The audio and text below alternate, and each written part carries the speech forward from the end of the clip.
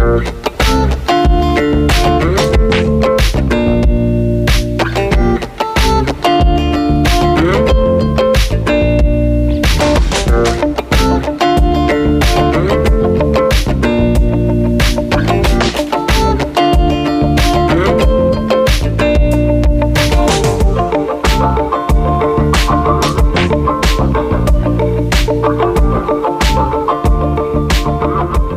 back to Dalesha's Life. Hey guys, welcome back to Dalesha's Life. Welcome back, No, D-Nation. at the same time. Ooh. 1, 2, 3. Welcome back to Dalesha's Life. You know, we just did that in the intro. We just did it a second time for you guys, I guess. Anyway, guys, before we get started with today's video, I want to tell you that next week's video, or next Monday's video, is going to be something that Dalesha's finally convinced me to do. We're going to go together and get a couple's pedicure. Yes. I'm not looking forward to it, but you get a making me do manicure it. too? No, I think it's too much. Yeah, I don't know. I can't like that. Anyway, maybe next time I'll get him to get a manicure. I just don't want it to be too much because, again, things are just not opening. So we're going to get a pedicure together. And so that should be fun. The video will go up Monday if I survive. You'll be fine. Whatever. He's probably going to be giggling like a little girl because they're going to be tickling your feet. Okay. But yeah, and before we also get started, make sure to always check our links down below. Check out my Poshmark, my cousin's EP. That's the first link. He would really appreciate it if you guys, streamed it. It's on all platforms, by the way. And yeah, just check out the links below. Our socials are down there.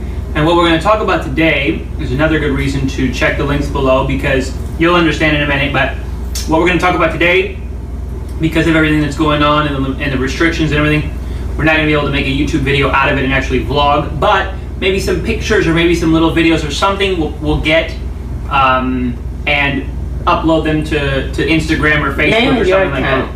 Well, maybe. Or I'll because I won't be with you. That's true, but maybe I'll send them to you and you post them on yours since yours gets more. No, you gotta get some stuff too. Okay, so what we're gonna talk about today. Y'all trying to use me. What we're gonna talk about today is open heart surgery or heart problems in general. So we're gonna talk about that today because I was born with a heart problem and. What's the name? Okay, I'm getting there. So and the reason we're also going to do this today is because next week I have my annual checkup. So since birth, I've had about 4, I believe, in total open heart surgeries. The first 2, I was a baby, very little. I don't remember, obviously. Then I had one when I was 8. What? I was saying you had 2 as a baby? Yeah. Oh, okay. Birth, and then one like at 2 or 3. Oh, okay. And the other one was when I was 8, I believe, and I remember that. I do remember some of that, and then the last one was when I was 17, so that was about 13 years ago now.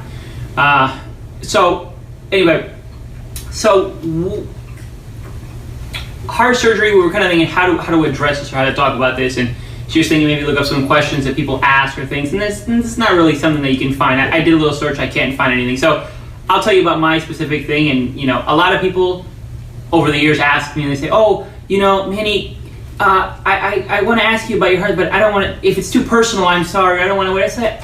Those type of things don't bother me. I'm the type of person, I love to talk, I talk about whatever, nothing is too personal, nothing bothers me, so I figured this is a good idea to, talk about this and everything. So, I was born with something called tetralogy of Fallot, and Fallot is the man's name in French, and so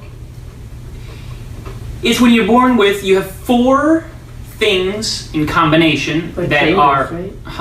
Chambers? No, 4 things that are wrong with the heart. They're very specific things, and I couldn't specifically tell you. I dropped out of medical school in the last year, so but you have 4 things in combination all at birth, and it's very rare, it's very unusual. And so just to give you an idea, that I was born in 1990, March of 1990, and they were able to fix the issues, and obviously I'm here today and no problem, right? I mean, I could never do contact sports, excessive exercise and things like that. I get tired faster than other people, for example. Those are my limitations, but I'm alive, right? And I lead a perfectly normal life. 10 years before that, 10 years before 1990, if I would have been born in 1980, I would have died because they did not have a cure and a way to treat babies who were born with this particular condition that I'm talking about, tetralogy of Fallot. So, among the issues, I had a completely destroyed and malformed pulmonary valve. So you know that the heart has multiple valves. There's the tricuspid valve, the mitral valve, the pulmonary valve, and I believe there's a fourth, but I don't remember right now. Sorry. The important part of this story is my pulmonary valve is the one that's messed up. I said important part. No, you said importance part. Whatever.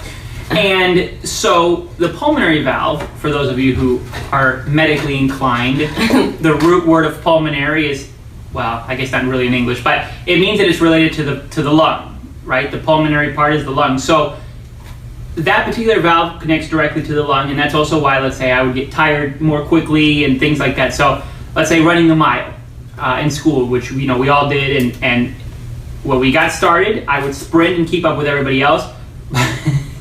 But it wouldn't take too long that I would run out of steam and the other kids would keep going, right? I'd have to walk the rest of the way, right? But on the oval? No, yeah, on the oval, or I'm saying back in public school, everywhere. And then, sprinting I can do. So anyway, but it's endurance that's my problem. So, what the hell are you laughing about? What's funny about the word endurance? I had to take a swig of my soda while she's laughing about whatever she's laughing about. Maybe you can explain that joke down in the comments for her. No, I can't. YouTube might give me a whooping. Well, that's disturbing. Anyway, so, what else can I say? If you've ever known anybody who's had heart surgery or who's going to have heart surgery, maybe that's how we can kind of add to this. Just as somebody who was born with this, heart things, a lot of medical conditions, everybody say, oh, well, this is really serious, this is whatever. But, heart things are one of those things that you can't live without a heart, right? And getting a heart transplant, for example, or getting it's almost impossible just because there aren't that many hearts available, and it's always a waiting list. You have to be on that. You have to be on the list. There have to not be a lot of people in front of you, and you have to be the best candidate. So it's a really difficult thing. You can live without your arm. You can live without your leg. You can live without both your legs.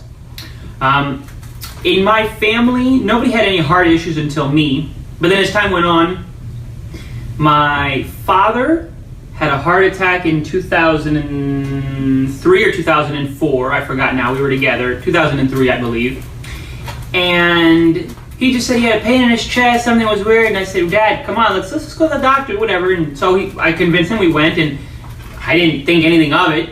He just said I had a pain in my chest, so I'm sitting there in the waiting room, and just long amounts of time went by, and then somebody came out and said, oh, are you Manuel? Yeah. Well, come back here, and whatever, we have your dad. And I went back there, and they had, he was back there laying on a bed, they had put an IV in. Well, it was 2003, I was 13. So they determined that he had a heart attack and he had a lot of blockage in his heart and whatever. So the point of that story is that they did a quadruple bypass surgery, got rid of all the blockage, but he did not take care of himself, and he did not follow the guidelines and the strict guidelines that the doctor had given him. They said, hey, watch what you eat, be careful. He had the blockage because he ate badly, right? Of course. And he didn't do that, so 10 years later he died. If he would have taken care of his heart, if he would have taken care of it, he probably would have been living much longer. He probably would still be alive today. Not that he was the most healthy person in the world, but, again, the heart. Bike, right? He rode his bike all the time, every day. He rode for miles. He loved doing that. And, but this is my point, right? Heart things are serious. And then my grandma, also then at some point, she had an issue with her mitral valve, believe it or not. And that just came about. I don't remember how that really came about, but she did, and they went in, did surgery. Grandma on your mom's side. Grandmother on my mom's side, correct. So, and then she was fine, and then cancer ended up killing her years later, but it's nothing to do with the heart, completely unrelated. But, she followed what the doctor said. They replaced her valve, whatever. So, if you know anybody in your family or you yourself are ever going to have heart surgery, I was kind of looking over some frequently asked questions, and I mean, you guys can Google these things too, but I'm just going to give you my FAQs. I'm just going to give you my personal experiences because I'm pretty familiar with this stuff, pretty intimate. Hospital's like my third home. It's always my joke. Ha ha. You know, depending on your age, obviously, and depending on what kind of open heart surgery you're having, most of the time, you know, you'll be there for a few days, maybe about 6 days. At least that's how it used to be when they would cut you open. You know, that when they have to actually do all that. Yeah, say it like that. Well, yeah, they have to cut you open. It's true. I'm eating. Oh, really? Mm-hmm. You want to go to the other room? No. Okay. So. And around the McDonald's home. So anyway. Burger King home. And with the open heart surgery, so, you know, when you have an open heart surgery, usually about 6 days, and that's because after you have the surgery, for about a couple of days, you're going to stay in the intensive care unit. I had IVs and tubes all over. I mean, from my neck to my legs to my chest to my stomach, everywhere. They slowly start taking all those things out, and then they take you to a normal room. But after they take you to a normal room, you have to learn to walk again, which is ridiculous, but it's true. I mean, they stop your heart temporarily when they're moving the valve, and you know, not every surgery requires that, obviously, but when it comes to open heart surgery, most of the time, if they're going to really tinker around, from what I understand, they have to temporarily stop the heart, do what they need to do, and then get it going again. You know, you're not going to work on a light outlet or an electrical fixture thing when it's on. That's why you turn it off beforehand, right? Same idea. So, it's scary, it's serious, it's not to be taken lightly, obviously, but it's not the end of the world. The thing with heart stuff is that as long as you follow what the doctor says afterward, you're more than likely you'll be just fine. It does require time. Even though I left the hospital at 17, like I said, I was in the hospital for 6 days. And even though I left the hospital after those 6 days, it still took me months to get 100% back to normal. Like this last time, one thing that happened, interestingly enough, is my 2 fingers on my right hand, I believe it was, would get numb when I was sleeping. Like I would wake up and they would just be asleep. Just 2 specific fingers. You had chills. Right? And I had chills or sweats. I would be asleep. I was like a menopausal woman. I would wake up in the middle of the night. I'm 17, right, at the time. And I would just be drenched in sweat. Anyway, asked the doctor, whatever, and he said, that's perfectly normal, whatever. Now, when I was 8, that didn't happen. But for some reason, this last time it happened, and whatever. So, for all those things to completely go away and the stitches to fall off, because that, you know, and in 2007, when I had my last one, they were really modern, and they had the kind that dissolved by themselves. You didn't have to actually go back and have them take them out, so that was nice. But again, all that took months. It took a lot of time. And also, and you had fluid on your lungs too. And I had fluid buildup in my lungs, which I did when I was 8 too. Each time I always had that. So when I was 8, what they did was I had to go back to the doctor, and they laid me down and they put this gigantic needle, which from my understanding is one of the largest needles that they use in hospitals. And this is a good time to be visually impaired. This is when not seeing well is great, right? and it's easy to look away and whatever. So my mom held my hand and she said, let's count together. And because the doctor said, how long do you think it's going to have to be? Like, well, if you count to 8 or count to 17 or whatever the case, I forgot what the number was. So my mom and I, she held my hand and we counted together.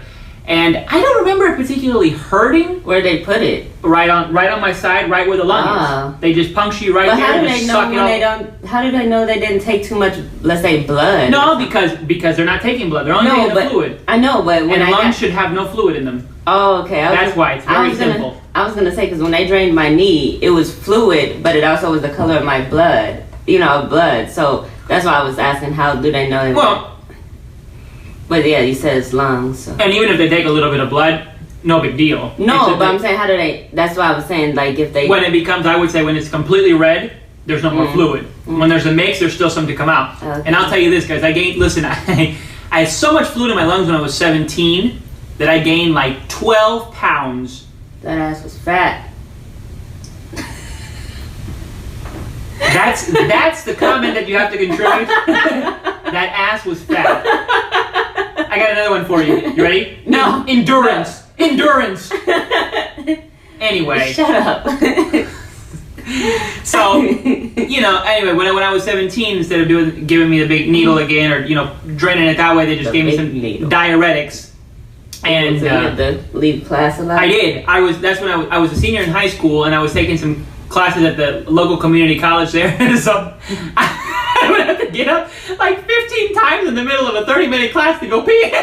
Oh my God! Did you give him a doctor's note? No, I told him. And college, they don't really care. You missed the class, you missed the class. But I told him. But that's what I'm saying. But you ain't want no marks against you because. But I told him. I said, I'm sorry. He said, no problem, whatever. So I let him know, and I just try and leave class without disturbing Where anyone else. were you in the front? No, I sat in the back on purpose just so I didn't have to disturb everybody when I went to pee. Yeah, but if you were in the front, then you would just. Then I would have had to what? No, if you're in the back, I feel like more people gonna. But the door was in the back. Oh, that's what I'm saying. You didn't say that. Oh well.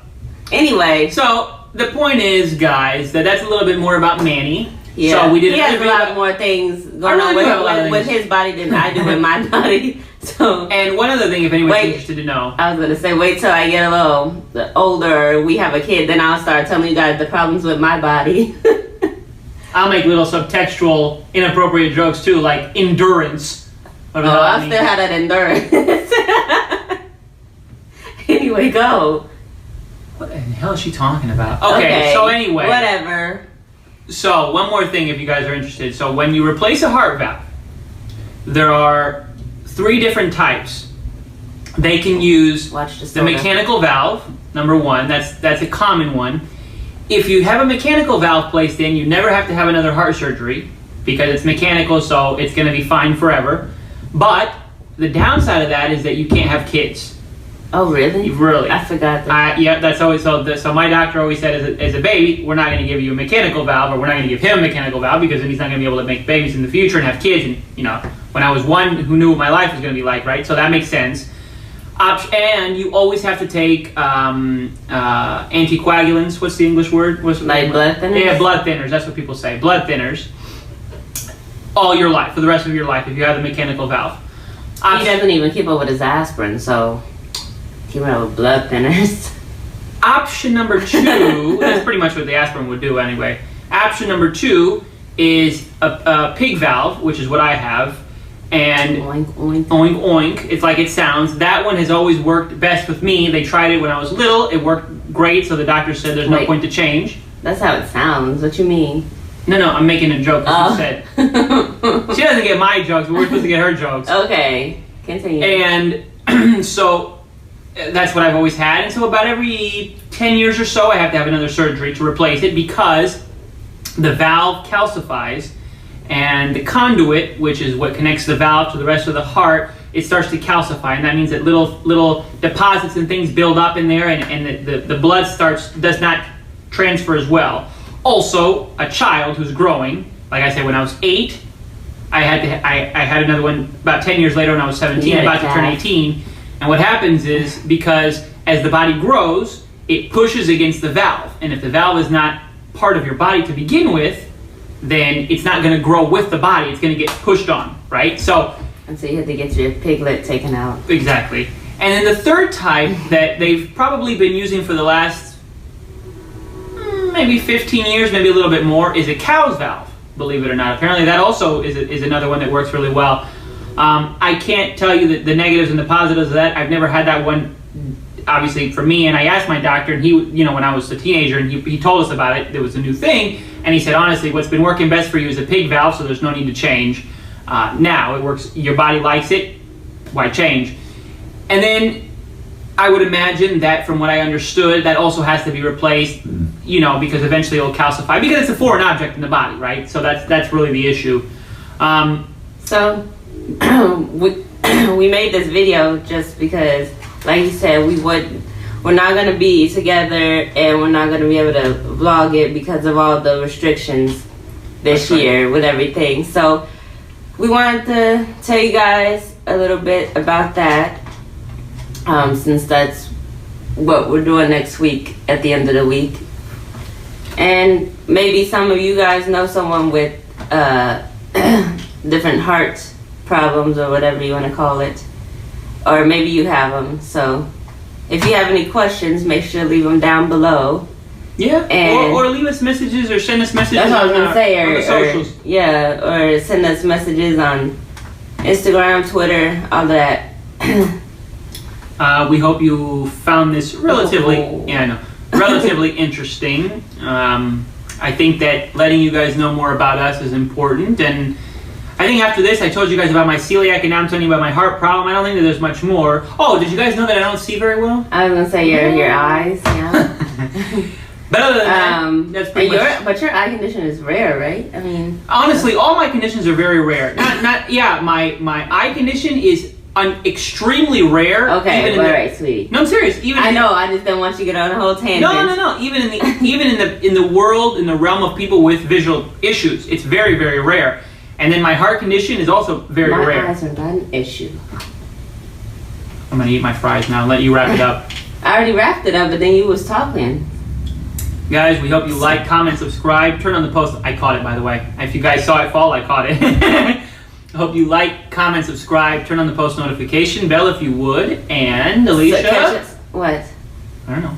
I was gonna say, like I said before, socials are linked down below, and check out the Poshmark and my cousin's EP. And if you have any questions, you know how to get a hold of us, and we'll see you guys on Monday. Wait, Monday? It's Thursday video, sweetie. No, I was gonna say. Okay, so then when we see. Oh, by the way, we're also going to Chicago. Oh yeah. So that's why I was we might bring you some Chicago. Maybe next Thursday. So we got a couple out and abouts for you coming up here, guys. So. No, Chicago. Chicago and about. Oh, quick trip to Chicago. Yeah. That's another story. All right, guys. See you next week. See you guys.